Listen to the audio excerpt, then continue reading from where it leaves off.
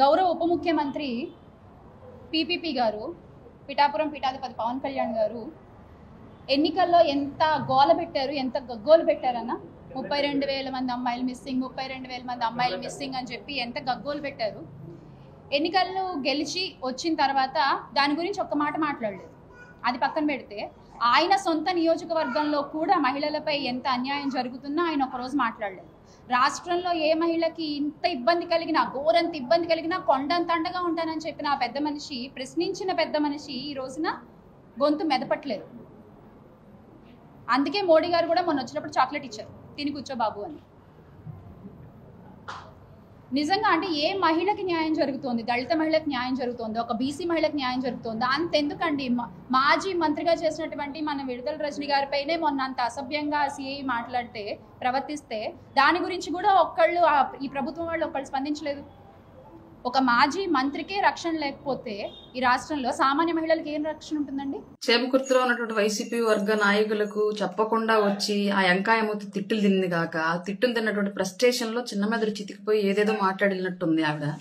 Clear గా ఆవిడ మాట్లాడినటువంటి ఒక విషయంలో పూర్తిగా మనం కొన్ని కంపారిజన్లు చేద్దాం. జస్ట్ వైసీపీ పార్టీ కండువా కింద ఉన్నటువంటి వైసీపీ అధికార ప్రతినిధి మాట్లాడినటువంటి మాటలు అదే వైసీపీ పార్టీలో ఉన్నటువంటి నాయకులకు అన్వయించి ఒక్కసారి చిరంజీవి గారితో కంపేర్ చేసి మనం మాట్లాడుకుందాం.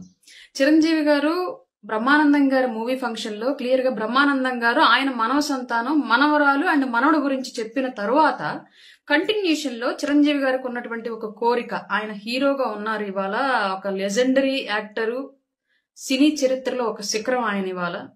అట్లాంటి వ్యక్తి వారసత్వం మళ్ళీ హీరోగా, ఆయన తర్వాత ఆయన కొడుకు రామ్ చరణ్ గారు, కొడుకు తర్వాత ఒకవేళ మనవడు ఉంటే మనవడు కూడా హీరో వారసత్వం హీరోగా కంటిన్యూ అవ్వాలి అన్నటువంటి కోరిక ఉంది నాకు. అందువల్ల రామ్ చరణ్ ఈసారైనా అబ్బాయి పుడితే బాగుండు అనే కోరిక అయితే నాకు ఉంది, నా వారసత్వం కంటిన్యూ చేయడానికి, నా హీరో వారసత్వం కంటిన్యూ చేయడానికి అని చెప్పేసి ఆయన చాలా క్లియర్ గా మాట్లాడారు. బ్రహ్మానందం గారు ఆయన మనవడు గురించి చెప్పినటువంటి సందర్భాన్ని ఉదాహరిస్తూ, ఇంట్లో ఉంటే అందరూ మనవరాళ్లు అయిపోయారు, లేడీస్ హాస్టల్ వార్డెన్ గా ఉన్నట్లుగా ఫీలింగ్ వస్తుంది నాకు అని చెప్పేసి కూడా క్లియర్ గా అన్నారంటే, ఆయనకి ఉన్నటువంటి ఆ ఆడపిల్లలకు పుట్టినటువంటి పిల్లలు కానివ్వండి, లేదంటే వాళ్ళ తమ్ముడు పిల్లలు కానివ్వండి, వాళ్ళ చెల్లెళ్ళ పిల్లలు కానివ్వండి, అంతా కూడా ఆయన ఇంట్లోనే ఉంటారు. వైసీపీ కండవ వేసుకొని మాట్లాడే ముందు ఒకసారి నాయకుడితో కంపారిజన్ చేసుకోవాలి కదా మాట్లాడే ముందు. చిరంజీవి గారు ఆడపిల్లలకి ఇచ్చేటువంటి గౌరవం ఎలాంటిది అంటే, ఎప్పుడో ఆయన మాదాపూర్ లో కొన్నటువంటి ఒక ల్యాండ్ ఇవాళ కోట్ల రూపాయల రేటు పెరిగింది అని చెప్పేసి ఆడపిల్లలకి ఇవ్వాల్సిన అవసరం లేకపోయినప్పటికీ కూడా, నాతో పాటు నా ఆడబిడ్డలు కూడా సమానంగా ఆర్థికంగా బలంగా ఉండాలి, నా ఆడపిల్లలకు గౌరవం దక్కాలి అని చెప్పేసి ఆడపడుచులకి ఆయన కొన్నటువంటి భూమి రేట్లు పెరిగితే అందులో కూడా వాటాలు ఇచ్చినటువంటి గొప్ప మనసు, ఉదార స్వభావం ఉండి ఆడబిడ్డలను గౌరవించినటువంటి వ్యక్తి చిరంజీవి గారు. ఇక్కడ జగన్మోహన్ రెడ్డి షర్మిల విషయంలో వైఎస్ రాజశేఖర రెడ్డి గారు సంపాదించినటువంటి ఆస్తి, ప్రజల సొమ్మును మూటగట్టి ఆయన దోచిపెట్టి మూటగట్టి ఆడబెడితే, ఆ మూటలో వాటా ఇవ్వకుండా నీకు పెళ్లైనప్పుడే కట్న కానుకలు ఇచ్చి పంపించేశాము, నీకు ఈ ఆస్తికి సంబంధం లేదు అని చెప్పేసి తెగదెంపులు చేసేసి ఇవాటికి కూడా ఆవిడ మీద కోర్టుల్లో కేసులు వేసి ఆవిడని ఇబ్బంది పెడుతున్నటువంటి వ్యక్తి జగన్మోహన్ రెడ్డి. ఇక్కడ ఎవరు ఈ వారసత్వం అంటే అబ్బాయిలేనా అమ్మాయిలు లేరా అని చెప్పేసి అడగాల్సినటువంటి రైట్ ఎవరికి ఉంది? అసలు వైసీపీ కండువా కింద నీకుందా ఆ రైట్? రెండోది, ఆడపిల్లలు ఇంటి నిండా ఆయన చెల్లెళ్ళ పిల్లలు, ఆయన ఆడపిల్లలు, ఆయన ఆడపిల్లల పిల్లలు, ఆయన తమ్ముడు పిల్లలు అందరినీ ఇంట్లో పెట్టుకొని గౌరవంగా జాగ్రత్తగా ప్రేమగా చూసుకునేటువంటి వసుదైక కుటుంబం లాంటి కుటుంబానికి పెద్దగా ఉన్నటువంటి వ్యక్తి చిరంజీవి గారు.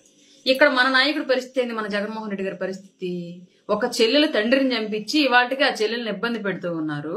ఒక చెల్లెలకు ఆస్తి ఇవ్వకుండా ఆవిడ ఆస్తిలో వాటాలు అడుగుతోంది అని చెప్పేసి ఒక పక్క ఆవిడ్ని నువ్వు వైఎస్ షర్మిల కాదు మెరుసుమల్లి షర్మిల అని చెప్పేసి, పసుపు చీర కట్టుకుంది అని చెప్పేసి ఆవిడకి అక్రమ సంబంధాలు అంటగట్టేసి ఆవిడ్ని వ్యక్తిత్వ హననం, మానసిక హననం అన్ని రకాలుగా వేధిస్తున్నటువంటి వ్యక్తి జగన్మోహన్ రెడ్డి. ఇక్కడ ఎవరు ఏ పార్టీ కండువా కప్పుకొని ఎలాంటి క్వశ్చన్లు అడగాలి? జగన్మోహన్ రెడ్డి కండువా కప్పుకొని ఇట్లాంటి మాటలు మాట్లాడడం ఏంటి? రాజకీయ వారసత్వం గురించి అసలు మాట్లాడే ముందు వైఎస్ రాజశేఖర రెడ్డి గారు చనిపోగానే నేనే ముఖ్యమంత్రిని అని చెప్పేసి జగన్మోహన్ రెడ్డి ఎందుకు వచ్చాడు? నా చెల్లెలకి ముఖ్యమంత్రి ఇవ్వండి అని చెప్పేసి ఎందుకు అడగలేదు? వారసత్వం అక్కడ ఎందుకు గుర్తు రాలేదు మీకు? మహిళా వారసత్వం సంతకాలు పెట్టించినప్పుడు షర్మిల గారిని ఎందుకు సంతకాలు పెట్టించలేదు? షర్మిల గారి కోసం ఎందుకు సంతకాలు పెట్టించలేదు? అలాగే జైల్లో ఉన్నప్పుడు పాపం ఆడబిడ్డ పార్టీని మోసింది, పార్టీని నిలిపింది, పార్టీని నడిపింది అని చెప్పేసి అదే ఆడబిడ్డకు గౌరవం ఇచ్చి ఎందుకు అధికారంలోకి వచ్చిన తర్వాత ఆవిడకి ఎలాంటి పదవి ఇవ్వలేదు? రాజకీయంగా ఆవిడ పవర్ సెంటర్ గా ఎదిగిద్దనే కదా, వైఎస్ వారసత్వాన్ని ఆవిడ నిరూపించుకునిద్దనే కదా ఆవిడ అనవసరంగా తొక్కేసి బయటికి పంపించేశారు.